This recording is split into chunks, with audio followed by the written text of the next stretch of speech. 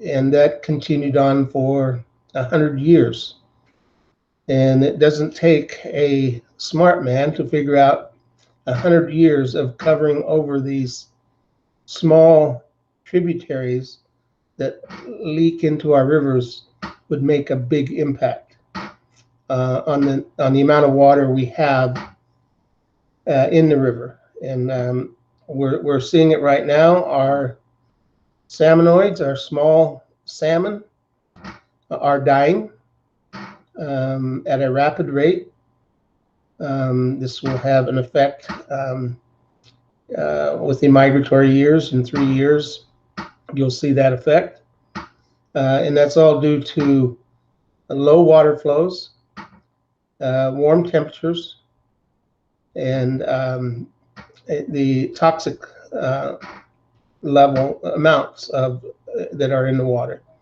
So the combination of that is currently killing our young salmon. As we all know, in 2002 we had the 60,000 plus salmon that washed up on the shore. This is becoming widespread. We talk a lot about the Klamath River. Earlier this week, I got a report about the Sacramento River and the possible salmon dying there. The Trump administration offered an executive order to release so much water for the next 3 years down into the Central Valley. And I think the same goes for that area as up here. Is we all have to make some sacrifices. We all have to come to the table and figure out what those sacrifices are. We all have to come to the table to understand the different methods that were used to protect and preserve Mother Nature's resources. It's if we don't do this now, it's only going to get worse. So I think to really push the envelope on meeting and finding out how we can work together, how we can combine the old science with the new science, how we can explore the Native American or indigenous people's ways of protecting and preserving Mother Nature's resources that you won't find in textbooks. These are things that were passed down from generation to generation. And for the last 100 years, not only 100 years ago did they outlaw the indigenous people's practice of taking care of the forests and the rivers, they wouldn't allow them a seat at the table. They didn't want to hear what they had to say. And I think the reason that people are on board and they want to collaborate and give the indigenous peoples a seat at the table is because they're finding out that those methods worked. Those methods are a form of best practices, and we need to tap into those resources, learn from them, apply new science to them to make them better, so we can all move forward on the same path with helping our rivers and our forests.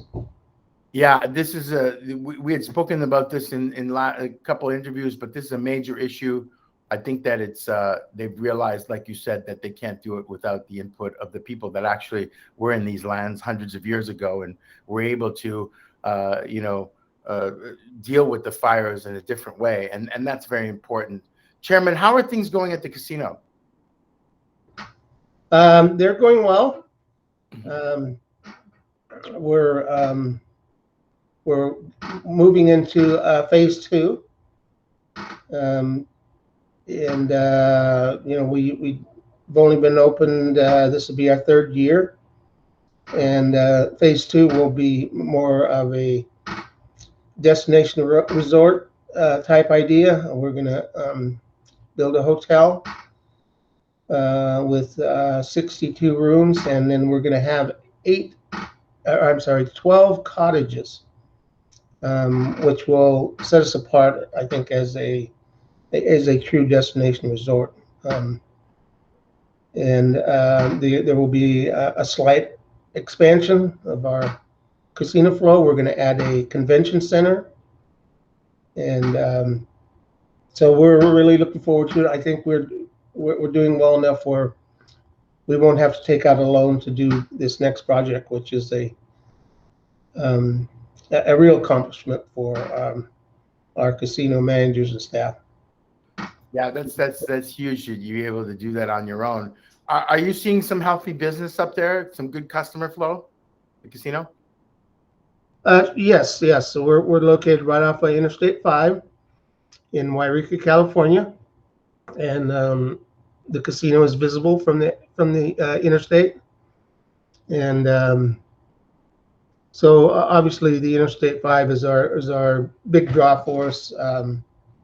I think we're reaching the point where we're evening out a little bit. Things are a little more consistent, obviously, with the COVID year. 2019, 2020 was, I guess you could say, a bit unstable. There was ups and downs. Obviously, having to close down for 2.5 months. We picked up really well. We're still doing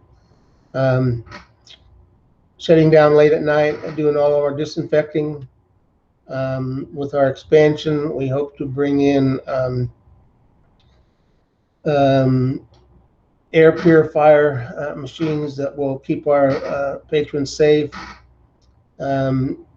We've done everything we can from the start of this pandemic to sanitize, to wear masks, and obviously with this new Delta virus, we're still taking precautions. We still have our COVID team that we formed when this first started to keep us updates from the CDC and the state on what we should do. And obviously, being a sovereign nation, we implement our ideas also.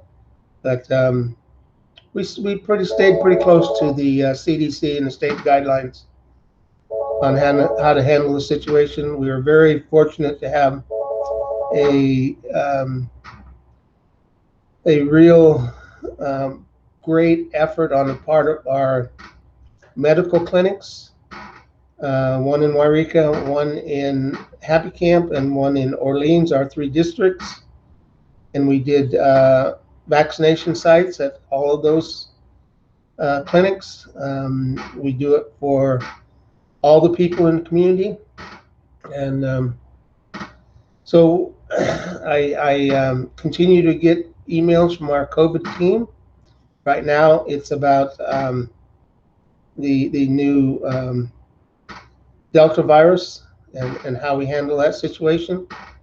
So I'm really proud of our health clinics and our health CEO.